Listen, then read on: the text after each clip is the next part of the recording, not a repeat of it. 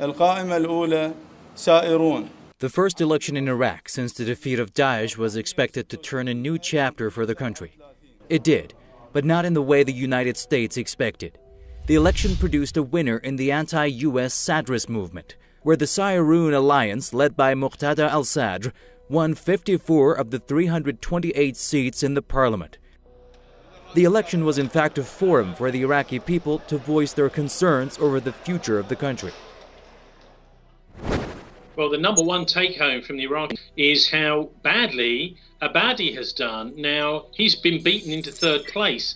He was the US preferred candidate. So the one take-home I'd say is that if you're backed by the United States, it's like the kiss of death to your political prospects in Iraq now. Political suicide, really, for anybody that gets backed by the United States or by the West. Oh, we want you to vote for this, everybody. It looks as if now that is your way of actually failing at the elections. So anybody who's standing, I think, in the future is going to have to distance themselves from the United States or suffer in the polls. The election also had a message for the Iraqi officials, a warning. The Iraqi people have had enough of interference or financial influence through different parties. They want an end to that. They do not want a government that relies on outside financial influence to rule them, because they believe that this is one of the main sources of the crises that they have been living through since 2003.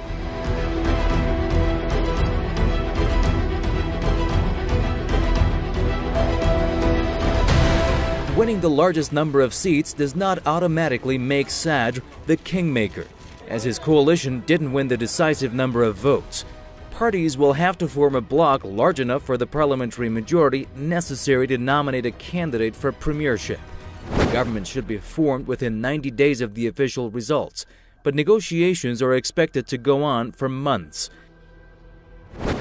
Because of the low turnout and because of the different factions who have won significant numbers of seats, so any winning coalition or alliance would really have to,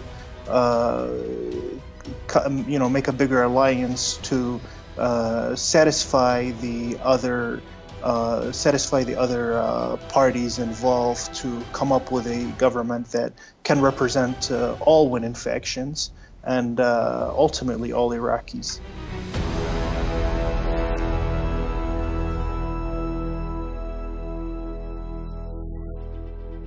It is not clear if the competing camps can put aside their differences and ultimately form the much-needed government in Iraq, as there are areas they cannot see eye to eye. Among them, the country's ties with the US, Iran, and new players such as Saudi Arabia.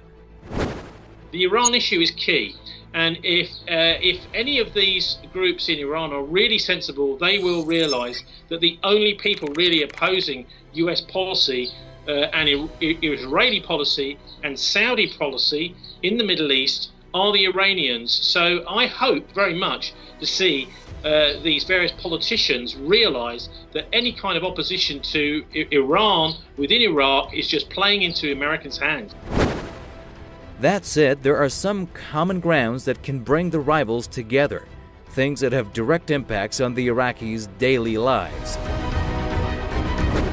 Whatever the case is, these two factions should think or focus on serving the poor people of Iraq, because the poor people of Iraq are now, of course, they were and are still the majority of the country. Another is to fight corruption, which has proved to be the biggest threat to Iraq, since Daesh and since the fall of Daesh.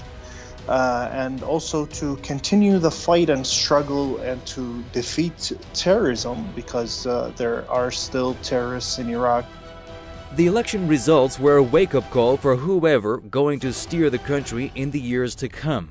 Addressing people's concerns can be a surefire recipe for future success.